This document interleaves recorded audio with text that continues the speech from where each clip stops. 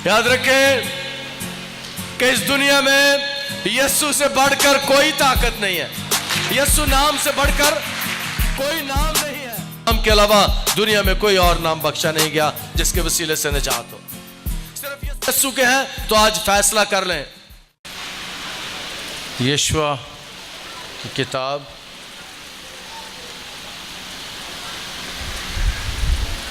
उसका 24वां बाब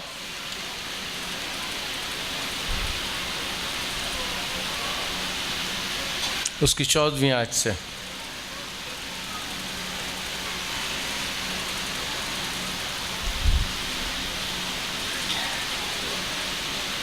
बस अब तुम खुदावंद का खौफ रखो और नेक नियति और सदाकत से उसकी प्रस्तिश करो और उन देवताओं को दूर कर दो जिनकी प्रस्तिश तुम्हारे बाप दादा बड़े दरिया के पार मिस्र में करते थे, और खुदावंद की प्रस्तिश करो। और अगर खुदावंद की प्रस्तिश तुमको बुरी मालूम होती हो तो आज ही तुम उसे जिसकी प्रस्तिश करोगे चुन लो। खा वो वही देवता हो जिनकी प्रस्तिश तुम्हारे बाप दादा बड़े दरिया के पार करते थे, या अमूरियों के देवता हों जिनके मुल्क में तुम बसे हो। अब रही मेरी और मेरे घराने की बात, सो हम तो खुदावंद की प्रस्तिश करेंगे। तब लोगों ने जवाब दिया कि खुदावंद ना करे कि हम खुदावंद को छोड़कर और मबूदों की प्रस्तिश करें, क्योंकि खुदावंद हमारा खुदा वही है जिसने हमको और हमारे बाप दादा को मुल्क मिस्र यानी गुलामी के घर से निकाला, और वो बड़े बड़े निशान हमारे सामने दिखाए, और सारे रास्ता जिसमें हम चले और उन सब कौमों के दरमियान जिनमें से हम गुज़रे हमको महफूज रखा। और खुदा ने सब कौमों यानी अमूरियों जो उस मुल्क में बसते थे हमारे सामने से निकाल दिया। सो हम भी खुदावंद की प्रस्तिश करेंगे क्योंकि वो हमारा खुदा है। खुदा का शुक्र उसके कलाम के लिए। आमीन। ये फैसला जिसकी आज तजदीद हो रही है यशवा की किताब में, मेरे और आपके आबाजदाद में भी बहुत सदियों पहले किया था। हिंदुस्तान में रहते हुए, बड़े सगीर पाक हिंद में रहते हुए, हम जितने भी लोग बैठे हैं, हमारे आबाजदाद गैर माबूदों की पूजा करते थे। हमारे आबाजदाद देवी और देवताओं को मानते थे। हमारे आबाजदाद जादूगरी और जादूगरी के कामों में मुलव्वस रहते थे। इस तौर से आज से मेरे ख़ानदान ने शायद 100 साल पहले मेरे परदादा ने यह फ़ैसला किया था, और आपके घरों में भी ऐसे ही हालात होंगे। आपके आबाजदाद ने, आपके बड़े बुज़ुर्गों ने अमेरिका से, यूरोप से आए हुए मिशनरियों ने जब खुदावंद के कलाम को उनको सुनाया, और यही बात उन्होंने उनके आगे रखी होगी कि गैर मबूदों को छोड़ दें और ये जिंदा खुदा है इसकी प्रस्तिश करें, और उन्होंने हाँ कर दी होगी। और हम इस बात के लिए खुदा का शुक्र अदा करते हैं कि किसी ने आकर हमें बताया, किसी ने आकर हमारी रहनुमाई की, किसी ने आकर हमारी मदद की। हम उनके लिए, उन कौमों के लिए, उन मुल्कों के लिए, उन कलीसियाओं के लिए आज खुदा का शुक्र अदा करते हैं जिन्होंने सख्तियों में, बीमारियों में मुब्तला होकर मौत को बर्दाश्त करते हुए ये सारा काम अंजाम दिया। अब ये हवाला जिसकी हमने तलावत किया, ये यशवा नबी की ज़िंदगी के आखिरी अयाम है, आखिरी दिन है उसके, और वो कौम से फिर अहद की तजदीद चाहता है। वो चाहता है कि कौम फिर से वादा करे। वो उनको याद दिलाता है कि हम तो मुल्क मिस्र की ग़ुलामी में से थे, हम तो बुरे हालात में थे। हम जिस मुल्क में रहते थे, जिस खित्ते में हम रहते थे, वहाँ देवी और देवताओं की पूजा की जाती थी। मिस्री देवी और देवता, मिस्री बुत जिनकी वो पूजा करते रहे, उनका तज़किरा यशवा अपनी किताब में करता है। मिस्री जिन देवताओं को मानते थे उनमें सूरज देवता था, दरिया नील को वो मानते थे, दरिया नील को देवता समझते थे, बैल की पूजा करते थे, गाय की पूजा करते थे, बिल्ली और बंदर उनके खुदा थे, और मगरमच्छ ये सारे उनके खुदा थे। सांप जो फिरौन के ताज में जिसकी तस्वीर होती थी, ये सारे वो जानवर हैं, सारी वो चीज़ें हैं जिनकी वो पूजा करते थे। और इन लोगों के दरमियान बनी इस्राएल कौम एक तवील अरसे तक, 400 साल से ज़्यादा अरसे तक रहे। और जब वो कनान में आए हैं तो कनान में भी उन्हें ऐसे ही देवी और देवताओं का सामना है। कनान के जो देवता थे उनमें बाल देवता सबसे बड़ा मशहूर देवता था। मौदा सरजमीन में आने के बाद, वहाँ क़याम करने और बुदोबाश करने के बाद, ये देवता हमेशा बनी इस्राएल कौम के साथ लिपटा रहा है, तरह तरह से उन्हें आजमाने की कोशिश करते रहे। बाल का मतलब है मालिक, आका, खावंद, और ये जमा है बालीम की। ये देवता कनानी कहते थे कि ये आंधी का देवता है, ये बारिश लेकर आता है, बारावरी का देवता है। इसकी पूजा में जो सबसे खतरनाक बात यह कि जनाकारी की जाती थी।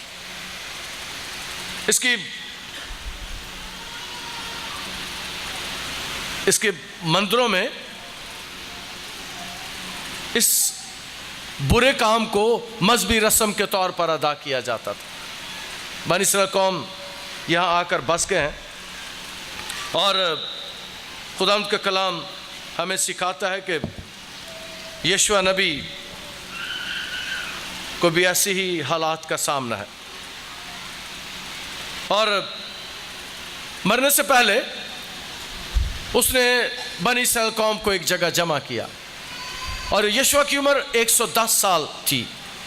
लगता यूँ है कि 110 साल की उम्र के आखिरी हिस्से में, क्योंकि उसके बाद किताब का इख्तिताम हो जाता है, 110 साल की उम्र में उसने वफ़ात पाई, खुदावंद में सो गया। और ये 1375 कबल मसीह में ये वाक़या रूनुमा हुआ। ये उसकी ज़िंदगी के आखिरी अयाम थे। और यीशुआ का मतलब है खुदावंद बचाता है, और वो भी चूँकि उसके नाम का मतलब ही है खुदावंद बचाता है, तो वो अपनी कौम को गैर मबूदों से बचाना चाहता है, गैर मबूदों से रहाई देना चाहता है। ये तकरीब जब रूनुमा हुई तो उन्होंने खुदा के साथ अपनी वफ़ादारी का वादा किया। और ये आज के कलाम से पहली बात आपके सामने रखना चाहता हूँ कि किसी हकीकी कायद की यही जिम्मेदारी होती है कि वो लोगों को बुराई से निकाल कर खुदा की तरफ लेकर आए। और यीशु एक अच्छे कायद की तरह, एक अच्छे रहनुमा की तरह, एक अच्छे मजहबी लीडर की तरह इस काम को अंजाम देता है। और आज के कलाम में से अगली खूबसूरत बात आपको सिखाना चाहता हूँ कि इस शहर में आकर हमने भी यही खिदमत की और लोग खुदावंद की तरफ आना शुरू हो गए। लोग खुदावंद की तरफ मुतवज्जो हो गए। लोगों ने खुदावंद को जाना, लोगों ने खुदावंद को पहचाना, और लोगों ने अपनी ज़िंदगियाँ खुदावंद के कदमों में रखी। और इस बात के लिए मैं खुदा का शुक्र अदा करता हूँ कि हम सबों की खिदमत के वसीले से बहुत से लोगों ने अपनी ज़िंदगियाँ यीशु के कदमों में रख दी। हमारी सारी टीम के लिए हम इस बात के लिए खुदा का शुक्र अदा करते हैं। और किसी कायद की यही जिम्मेदारी होती है कि लोगों को खुदा की तरफ से फेरें। ये कनान की फतह के बाद 1400 साल काबमी में इसे तहरीर किया गया इस किताब को। और मुक़द्दस मूसा के बाद जो कौम की जिम्मेदारी थी वो यशुआ पर आ गई। कौम की रहनुमाई करना उसकी जिम्मेदारी बन गई। इसकी तरबियत याद रखें कि अच्छे कायद की तरबियत में उसकी खिदमत का बड़ा असर होता है।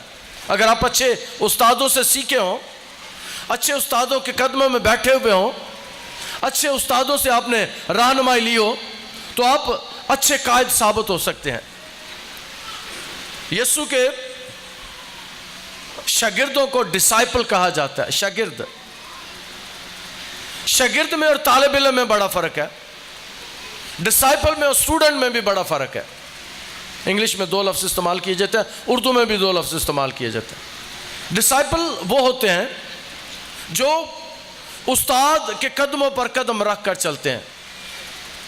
डिसाइपल या शागिर्द वो होते हैं जो उस्तादों के कदमों में बैठकर तालीम पाते हैं। स्टूडेंट और तालिब इल्म में भी फर्क है। जिस तरह डिसाइपल और स्टूडेंट में फर्क है, और स्टूडेंट के बारे में हमारे उस्ताद कहा करते थे कि स्टूडेंट वो होते हैं जो उस्तादों के बराबर कुर्सियों पर बैठकर तालीम पाते हैं, और तालिब इल्म या शागिर्द वो होते हैं जो उस्ताद के कदमों में बैठकर तालीम पाते हैं और उनकी नजरें उस्ताद की तरफ लगी रहती हैं। इसने मुक़द्दस मूसा के साथ एक तवील अरसा गुजारा। जब मुक़द्दस मूसा को 10 अहकामात मिले, वो कोहे सीना पर गए, तो कलाम इस बात को बयान करता है खुरूज की किताब उसके 24 बाब उसकी 12वीं से 18वीं आयत में, और मूसा और उसका खादम यशवा उठे और मूसा खुदावंद के पहाड़ पर ऊपर गया। इस तौर से वो शख्स है जो 10 अहकाम जब खुदा का बंदा मूसा पहाड़ पर लेने गया तो इसके साथ था। इसने मूसा के और खुदा के ताल्लुकात को देखा था। इसने मुक़द्दस मूसा को खुदा के साथ बातें करते हुए देखा था। इसने मुक़द्दस मूसा को खुदा से 10 अहकाम लेते हुए देखा था। इसने उस जलाल को भी देखा था जो पहाड़ पर मुक़द्दस मूसा को खुदा ने अपना दिखाया। इस तौर से ये अहम मौक़ों पर अपने उस्ताद के साथ रहा, और मैंने बयान किया कि शागिर्द की यही जिम्मेदारी होती है कि वो उस्ताद के कदमों पर कदम रख कर चले, और ये भी ऐसा ही है। खुदा ने, याद रखें कि जो आज के कलाम से अगली बात आपको सिखाना चाहता हूँ, जिनसे खुदा काम लेना चाहता है खुदा उन्हें शुरू ही से तैयार करवाता है। खुदा शुरू ही से उन्हें मौके फराहम करता है। खुदा शुरू ही से उनकी तरबियत करता है। खुदा शुरू ही से अपना आप उन पर ज़ाहिर करता है। इसको हम देखते हैं हम सैमुअल की किताब में। सैमुअल से खुदा ने बड़े बड़े काम लेने थे, और सैमुअल के साथ खुदा बचपन में 3 साल में जब वो एली काहन के पास हैकल में गया, खुदा ने उस वक्त से उसके साथ बातें करना शुरू कर दी। यहाँ पर हम देखते हैं कि यशवा की तैयारी खुदा ने शुरू से करवा दी थी। उसे मुक़द्दस मूसा के साथ रखा था ताकि वो आने वाले दिनों में कौम की जिम्मेदारियां पूरी कर सके। और ये शख्स वह है जो पहाड़ पर उसके साथ गया, और ये उन 12 जसूसों में भी शामिल था जो कनान की जसूसी करने के लिए गए। और कालिब के साथ ये 2 वो अशखास थे जिन्होंने आकर अच्छी रिपोर्ट दी, बाकी सारे डर गए थे। ये दिलेर आदमी था, और आज की कलाम में से अगली बात आपको सिखाना चाहता हूँ, खुदा हमेशा दिलेर आदमियों को पसंद करता है, खुदा बुज़दिल आदमियों को पसंद नहीं करता। खुदा अच्छे लोगों को अच्छे लीडर्स मुहैया करता है जो डरते नहीं, जो खौफज़दा नहीं होते। और खुदावंद का कलाम अपने लोगों के साथ जब मुखातब होता है तो पहली बात खुदा ये करता है कि डर मत और खौफ मत खा। ये डरपोक नहीं है। ये कनान में गया जसूसी करने के लिए। इसने आकर मुक़द्दस मूसा को कालिब के साथ मिलकर जो रिपोर्ट दिया, उसने कहा लोग तो बड़े हैं लेकिन कोई घबराने की बात नहीं है, हम इन पर फतह पाएंगे क्योंकि खुदा हमारे साथ है।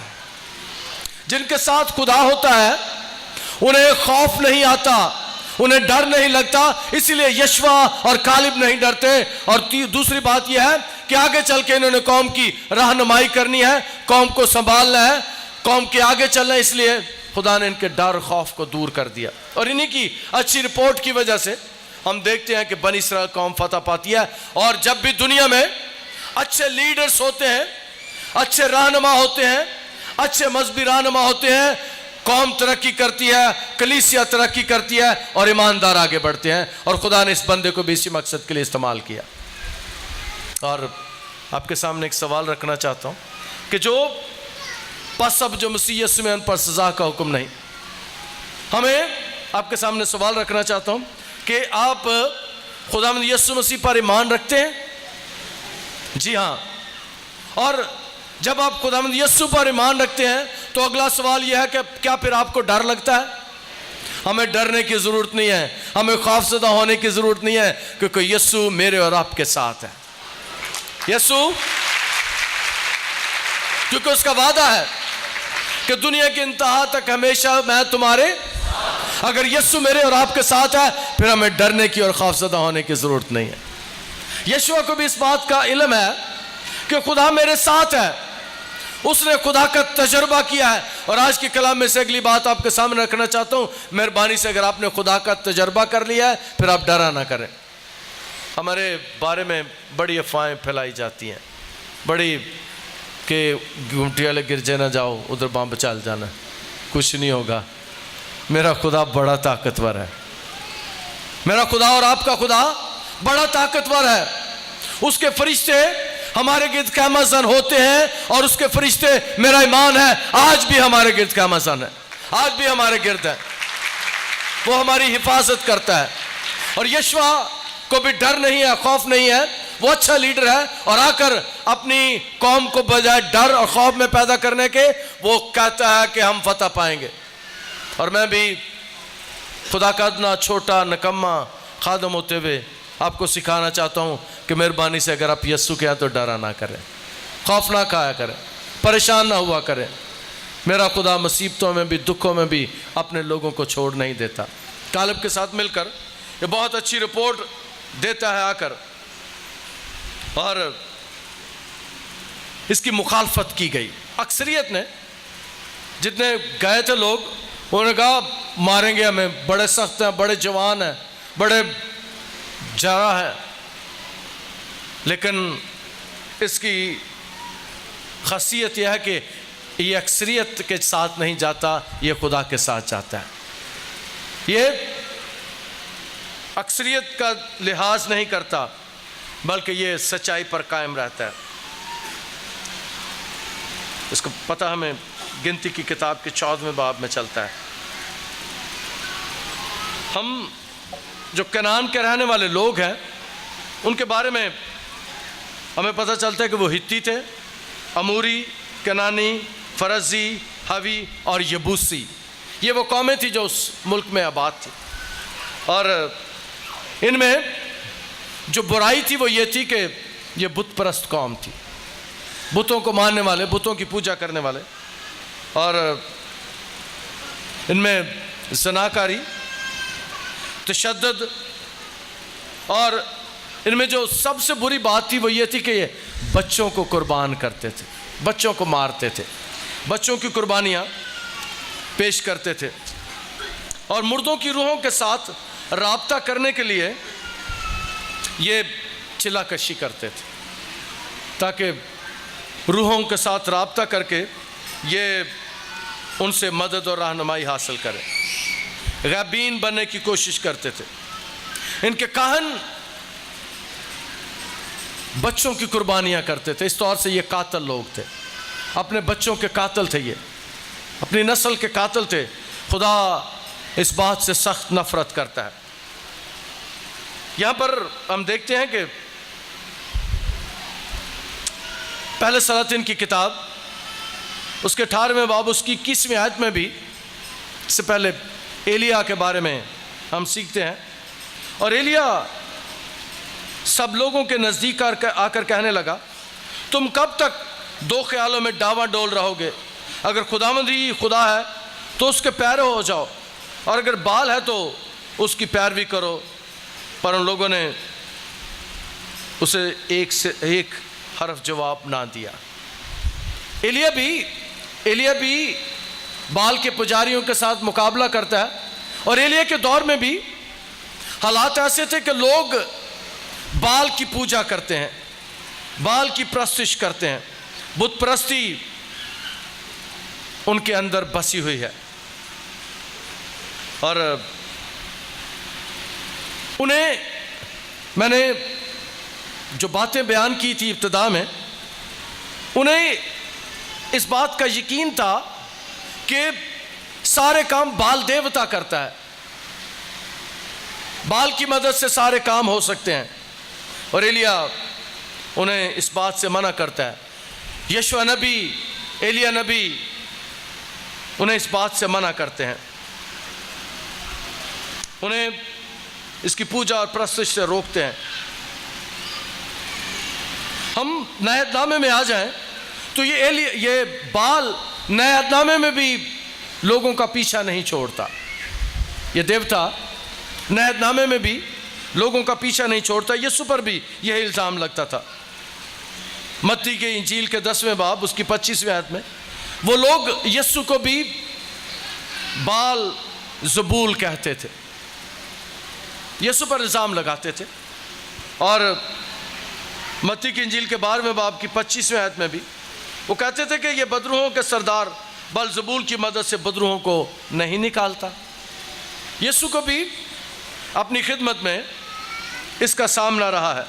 फिर मरकस की इंजील उसका 3रा बाब उसकी 22वें आयत में उसके साथ बालजबूल है और उसकी मदद से बदरूहों को निकालता है। यीशु को उसके साथ मिलाने की कोशिश की जाती है। उस वक्त भी नबियों को भी इसकी मुखालफत का सामना था। और बाल देवता असल में इब्लीसी कुव्वत है, उसके बाल देवता के साथ इब्लीसी कुव्वतें जुड़ी हुई हैं। और खुदा का कलाम हमें सिखाता है कि जब भी बड़े बड़े काम होते हैं, जब भी अजीब काम होते हैं, जब भी मौज़ात होते हैं, आज भी इसी किस्म की बातें की जाती हैं।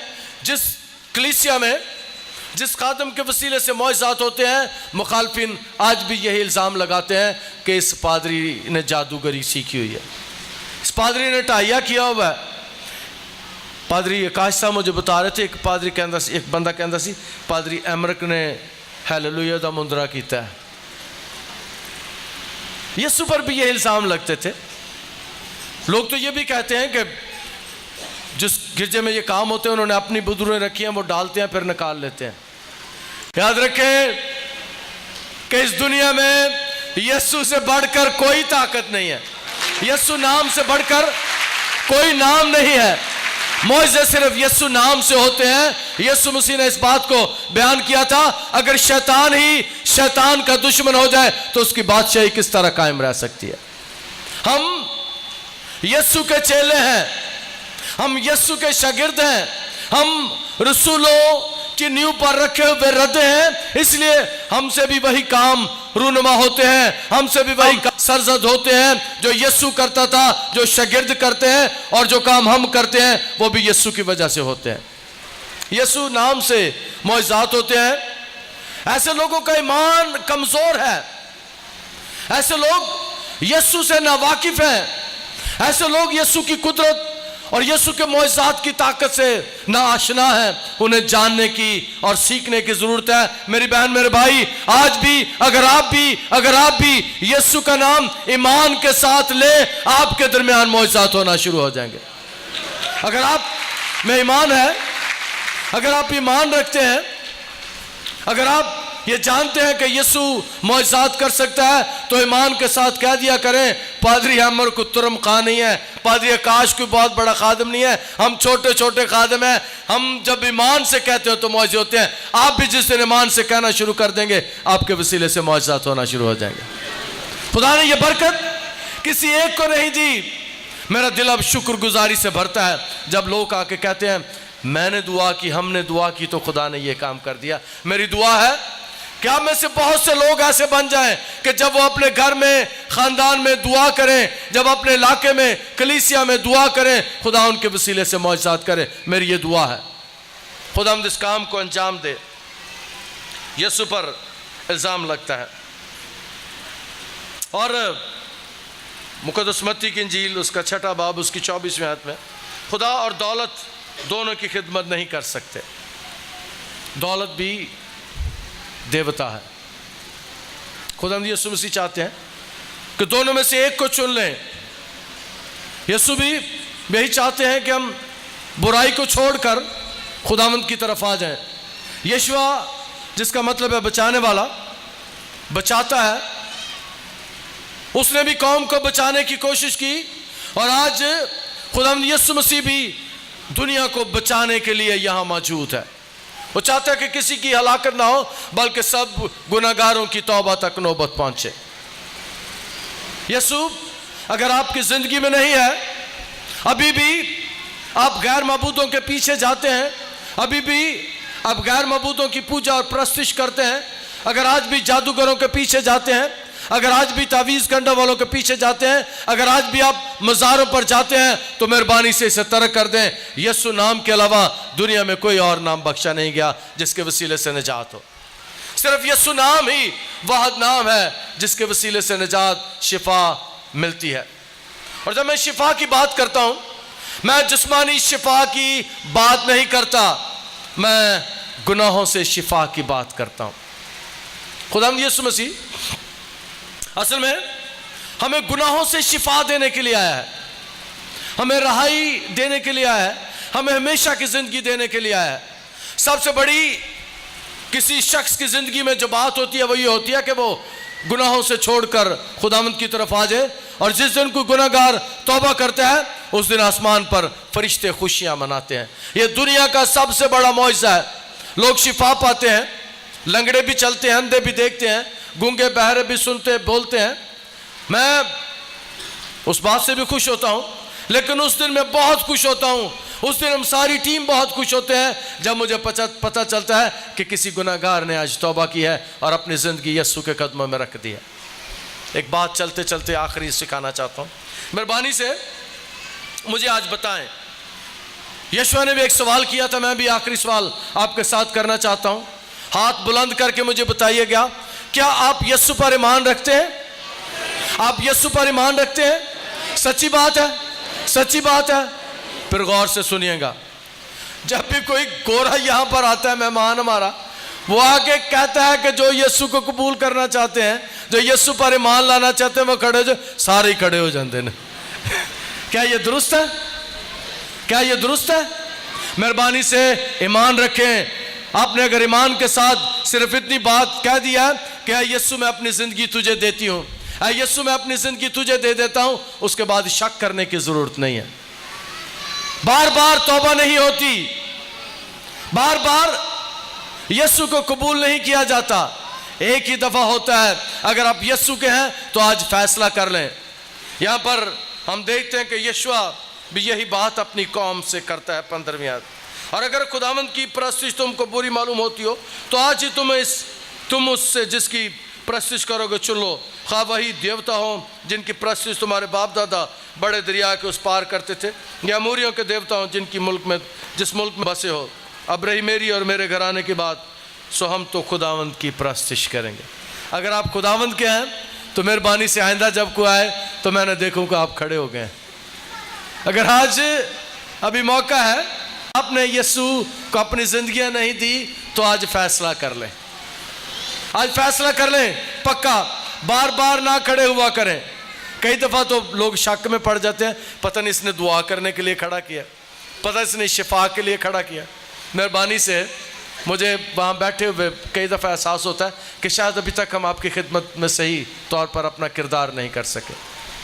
मेहरबानी से आइंदा जब कोई आए, कोई आपसे पूछे, तो आप कहें कि हम यीशु के हैं, यीशु हमारा है, मैंने उसे अपना निजात देंदा ईमान के साथ कबूल कर लिया है, मैंने अपनी ज़िंदगी उसे दे दी है, अब मुझे बार बार खड़े होने की ज़रूरत नहीं है। अगर आप ईमानदार हैं, अगर शक है तो फिर कोई बात नहीं। यहाँ पर भी यीशु कहता है कौम से फैसला कर लो। और अगर आज भी कोई ज़िंदगी यीशु के कदमों में आना चाहती है तो मैं उसके लिए दुआ करूँगा, लेकिन खड़ा नहीं करूँगा।